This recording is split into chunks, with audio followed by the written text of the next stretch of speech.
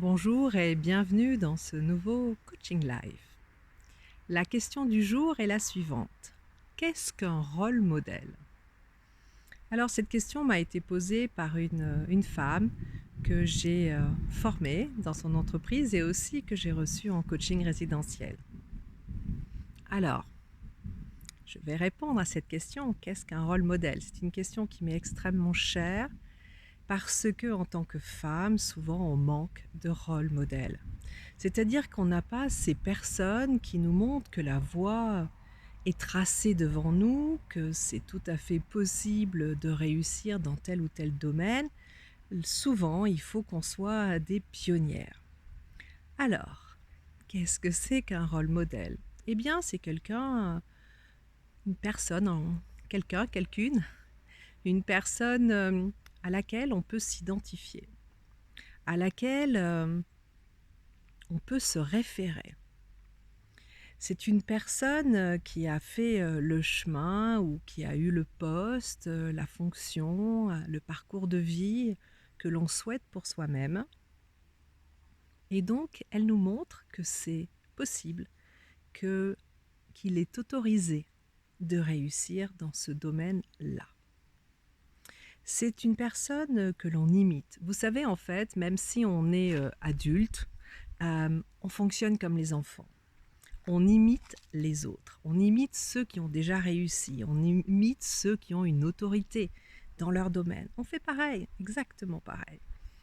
On fait, on marche dans leurs pas, on met leurs chaussures, on met leurs costumes ou leur robe quand c'est une femme et on apprend de cette manière-là à occuper le nouveau poste que l'on a ou à prendre une nouvelle personnalité, à changer son mindset par exemple.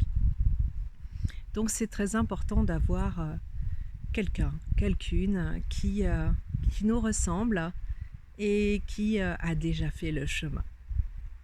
Alors comme je l'ai dit, c'est assez compliqué pour les minorités culturelles, que sont par exemple les femmes, parce qu'il y a très peu de leaders femmes, que ce soit dans le monde politique ou que ce soit dans le monde économique. Donc difficile de comment dire? De trouver une image à laquelle on puisse se référer.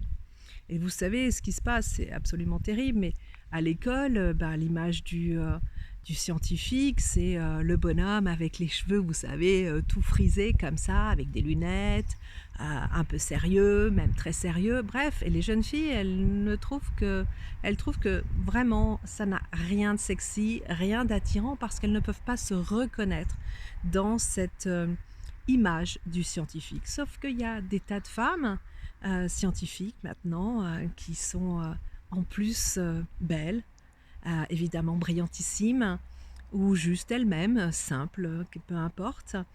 Et donc, il faut absolument montrer ces images-là à ces jeunes femmes pour qu'elles puissent se dire que waouh, si, si, c'est possible, je peux être ingénieur, je peux être scientifique, je peux être chercheur, je peux être patronne, je peux être chef d'un parti politique, chef, avec deux F, E.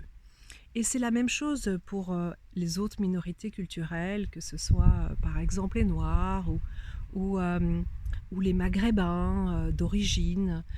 C'est important qu'ils voient aussi qu'il y a des personnes qui ont réussi dans les différents secteurs d'activité pour qu'eux aussi puissent se dire ah ben tiens, la voie aussi a été tracée pour moi et je peux faire comme cette personne-là ou celle-là.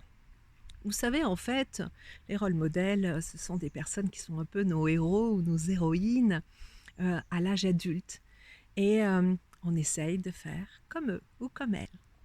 Donc voilà, c'est un moyen d'apprentissage extrêmement important et extrêmement efficace. Et donc je vous invite à trouver votre rôle modèle. Cette personne à qui vous voudriez ressembler. Cette personne qui va vous permettre de développer vos qualités, vos talents, vos dons, ceux qui comptent pour vous.